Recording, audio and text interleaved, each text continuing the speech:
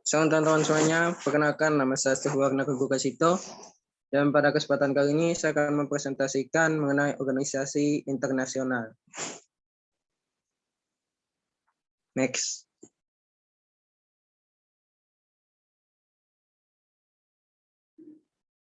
Ya, apa saja daftar organisasi-organisasi yang akan kita bahas? Di sini ada 8 organisasi yang akan saya bahas. Next. Ya, yang pertama adalah organisasi PBB. Jadi tujuan dibentuknya organisasi ini untuk menjaga perdamaian dan juga keamanan dunia. Dan anggota-anggotanya itu berasal dari benua Asia, Amerika Utara, Afrika, Australia, dan juga Amerika Latin. Dan peran dan kontribusi Indonesia pada organisasi ini dapat dilihat yang pertama pada saat pasukan Garuda Indonesia menjaga perdamaian di Mesir, dan juga di Zaire, Vietnam, Lebanon, Timur Tengah, dan juga sebagainya. Dan selanjutnya, Indonesia menjadi salah satu anggota pertama Dewan HAM dari 47 negara anggota PBB lainnya pada tahun 2006. Dan perlu kita ketahui, PBB ini dibentuk pada tanggal 24 Oktober 1945. Next. Ya, kita lanjut ke organisasi yang kedua. Organisasi selanjutnya yaitu KAA, atau Konferensi Asia Afrika. Ya, anggotanya beranggotakan negara-negara yang berasal dari Asia dan juga Afrika. Dan organisasi ini dibentuk pada tahun 24 April 1955. Dan peran dan kontribusi Indonesia pada organisasi ini, yang pertama, Indonesia menjadi salah satu negara yang memprakarsai diselenggarakannya KAA. Jadi KAA ini bertujuan untuk menjalin perdamaian antara Asia dan juga Afrika karena hubungan yang senasib. Di mana pada saat itu negara Asia dan Afrika banyak dijajah oleh negara-negara Eropa seperti Portugis, Inggris, dan juga negara-negara lainnya. Dan peran Indonesia selanjutnya adalah Indonesia menjadi tuan rumah Konferensi Asia Afrika pada tahun 2005. Dan tujuan dibentuknya KA ini yang pertama adalah untuk mempererat solidaritas negara-negara di Asia dan juga Afrika. Dan selanjutnya untuk merencanakan gerakan politik untuk melawan kapitalisme asing.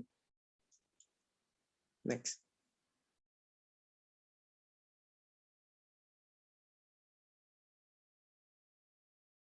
Dan selanjutnya organisasi misi Garuda, atau salah satu misi negara Indonesia itu misi Garuda. Jadi tujuan dibentuknya misi ini adalah untuk menjalankan tugas sebagai Peacekeeping Force atau PKV yang bertujuan untuk menjaga pemeliharaan perdamaian di seluruh dunia. Dan anggotanya adalah negara kita sendiri. Dan ini merupakan organisasi yang berasal dari negara Indonesia, yang para anggota-anggotanya berasal dari para TNI atau Tentara Nasional Indonesia. Dan organisasi ini dibentuk pada tahun 1967. Dan tentunya peran Indonesia dalam organisasi ini yang pertama adalah mengirimkan pasukan untuk menyelesaikan konflik yang ada di Mesir demi menjaga perdamaian di dunia. Dan perlu kita ketahui pada tahun 1967, Indonesia memiliki hubungan kedekatan dengan Mesir. Dan Mesir menjadi salah satu negara yang mengakui kemerdekaan Indonesia secara de facto. Next. Ya, selanjutnya adalah deklarasi Juanda. Jadi tujuan terbentuknya deklarasi Juanda adalah karena wilayah laut Indonesia yang sering dieksploitasi negara asing. Jadi deklarasi ini bertujuan untuk memperluas perairan Indonesia, di mana perairan di Indonesia ini bukan dipisahkan oleh laut, melainkan laut sebagai pemersatu negara Indonesia. Karena kita tahu Indonesia merupakan negara kepulauan. Dan anggotanya adalah negara Indonesia sendiri. Dan organisasi ini dibentuk pada tanggal 13 Desember 1957. Dan peran dan kontribusi Indonesia pada organisasi ini yang pertama adalah membuat peraturan mengatur batas laut yang diakui oleh PBB setelah 25 tahun perjuangan. Next.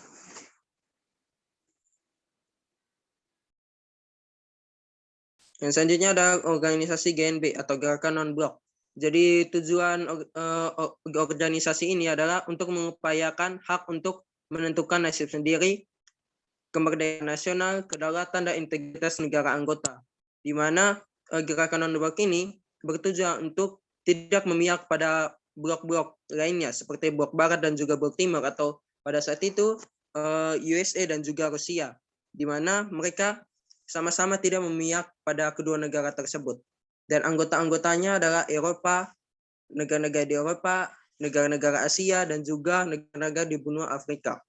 Dan organisasi ini, gerakan non-blok ini dibentuk pada tahun 1961. Dan peran dan kontribusi Indonesia pada gerakan non-blok ini, yang pertama adalah menjadi pemimpin gerakan non-blok pada tahun 1991. Dan pada saat itu Presiden Soeharto terpilih menjadi ketua GNB. Dan sebagai ketua GNB, Indonesia itu sukses menggerak KTT ke-10 GNB. Next. Ya, selanjutnya adalah organisasi OKI. Jadi tujuan dibentuknya organisasi OKI ini adalah untuk memperteguh dan menjunjung tinggi perjuangan umat Islam. Dan anggota-anggotanya berasal dari negara-negara Asia yang memiliki mayoritas agama Muslim. Dan salah satu negara adalah Indonesia, ada Iran, ada Malaysia, Nigeria, Pakistan, Somalia, Arab Saudi, dan juga Sudan. Dan organisasi OKI ini dibentuk pada tanggal 13 Desember 1957. Dan peran dan kontribusi Indonesia pada organisasi ini, yang pertama adalah meningkatkan solidaritas Islam di antara negara-negara anggota. Dan yang kedua, mengordinasi kerjasama negara anggota. Dan selanjutnya adalah mendukung perdamaian dan keamanan, terutama pada keamanan negara para negara anggota OKI. Next.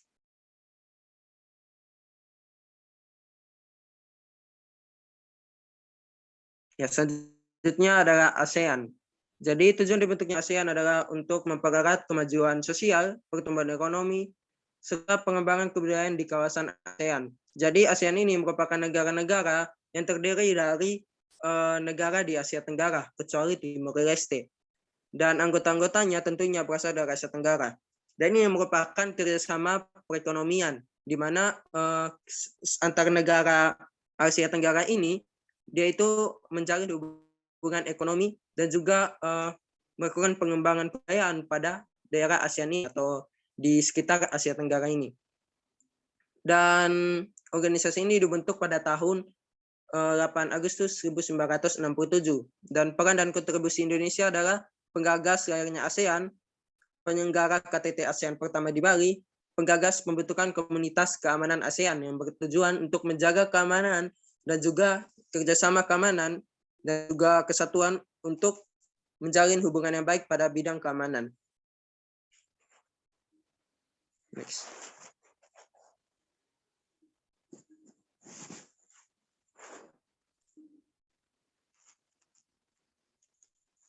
Yang selanjutnya adalah JIM atau Jakarta International Meeting yang bertujuan untuk menyelesaikan konflik Kamboja dan Vietnam.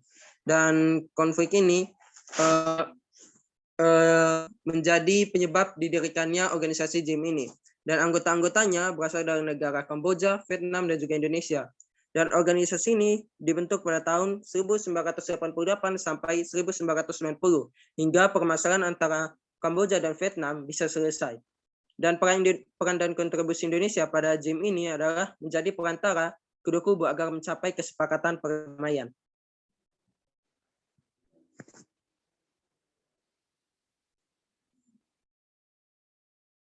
Ya, selanjutnya kita akan masuk ke contoh-contoh kasus.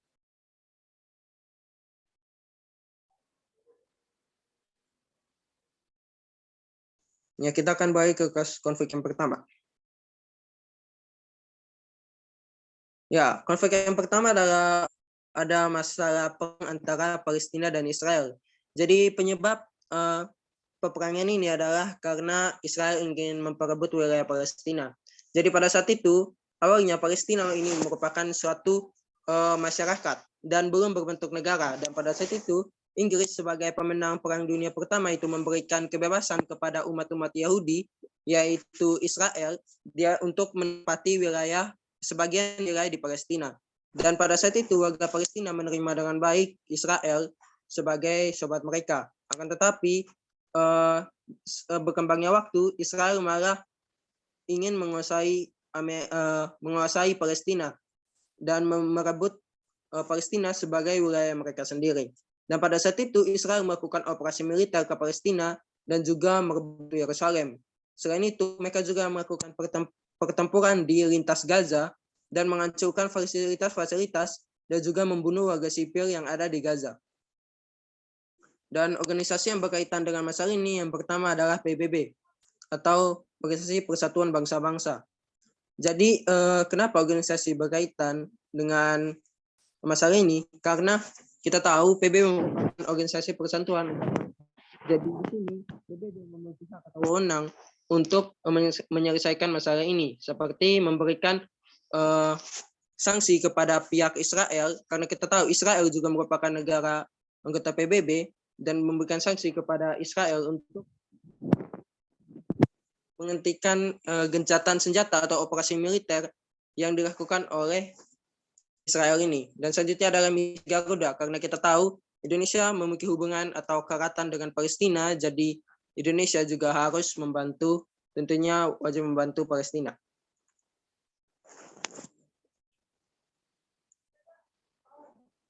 Next. Ya, kita akan nonton video mengenai peperangan di Palestina dan juga Israel.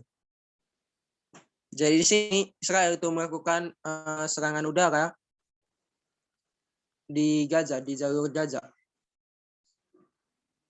Dan di sini serangan itu menewaskan 7 orang.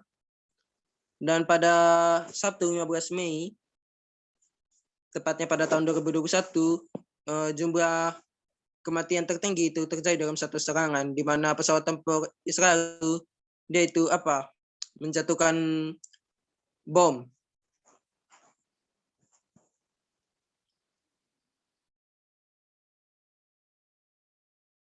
Ya, ini mereka melakukan serangan udara.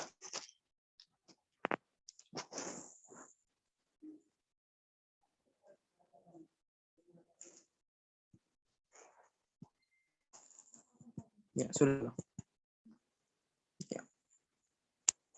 Ya, selanjutnya kita akan beralih ke kasus yang kedua.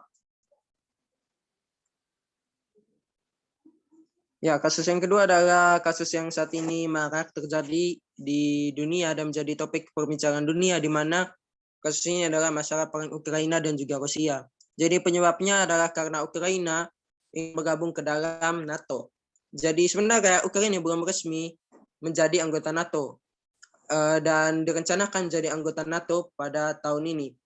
Dan melihat hal tersebut, Rusia ini sebagai sekutu NATO, sekutu Ukraina sejak lama, atau memiliki hubungan kedekatan dengan Ukraina sejak lama, dia ini tidak ingin menghancurkan kebudayaan-kebudayaan yang ada di Ukraina ini, sehingga mereka melakukan agresi dan operasi militer di Ukraina dan menghancurkan fasilitas di sana. Dan di sana ini mereka melakukan invasi secara besar-besaran untuk memberikan peringatan kepada Ukraina. Akan tetapi sampai saat ini peringatan tersebut malah menuju pada sikap invasi yang dilakukan oleh Rusia, di mana mereka menghancurkan fasilitas-fasilitas yang ada di Ukraina. Dan tentunya ini membuat banyak korban jiwa.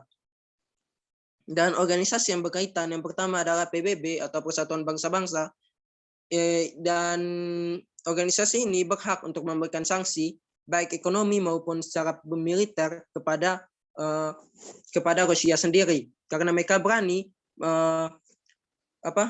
melakukan invasi ke Ukraina. Dan selanjutnya adalah organisasi NATO. Jadi kita tahu organisasi NATO merupakan organisasi pertahanan antara negara Eropa Timur dan juga negara Amerika.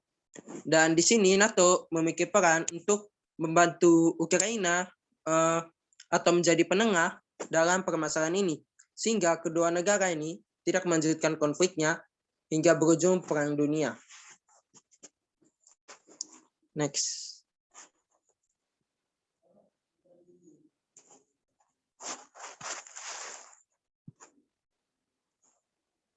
Yes. Sebelum itu kita akan melihat video mengenai perang Ukraina dan juga Rusia.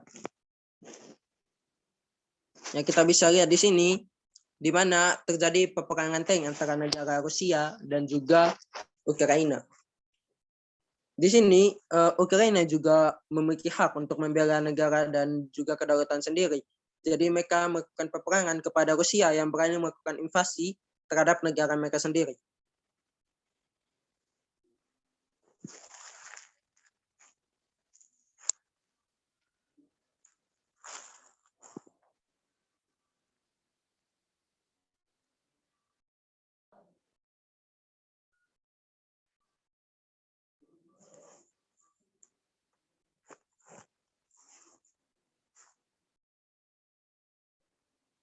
Ya, peperangan tank ini juga, peperangan atau pertempuran tank ini juga menyebabkan fasilitas-fasilitas umum yang ada di negara Ukraina seperti rumah sakit dihancurkan dan juga dikuasai oleh pihak Rusia. Dan di sini Rusia juga memulai penyerangannya itu di negara-negara perbatasan antara Ukraina dan juga Rusia. Dan pada saat itu mereka itu tertuju pada daerah Kiev yang merupakan ibu kota negara Ukraina untuk menjadi titik pertempuran mereka. Next.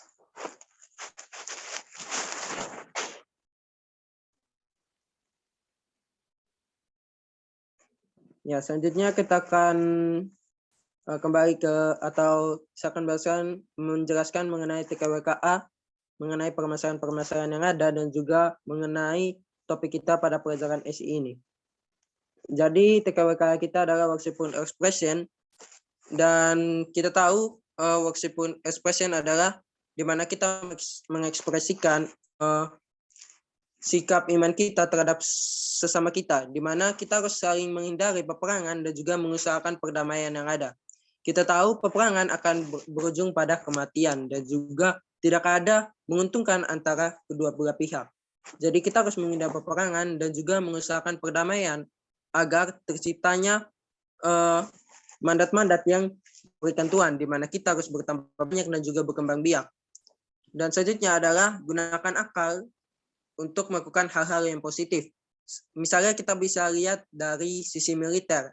Jadi ketika kita memiliki akal untuk membuat sebuah senjata, kita harus gunakan senjata itu untuk hal-hal yang positif. Jangan gunakan untuk hal-hal melakukan invasi ataupun menimbulkan perpecahan antara kedua belah pihak. Gunakan senjata itu sebagai perlindungan dari negara kita, bukan untuk menyerang negara lain, melainkan sebagai perlindungan.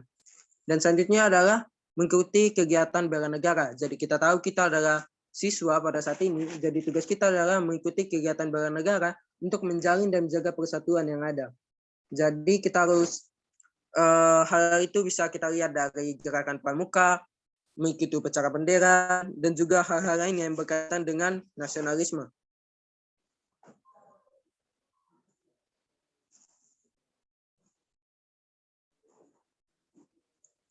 Ya, sekian presentasi dari saya. Terima kasih. Jadi sebelum itu, Kenneth tidak ikut presentasi ini karena mungkin ada berhalangan.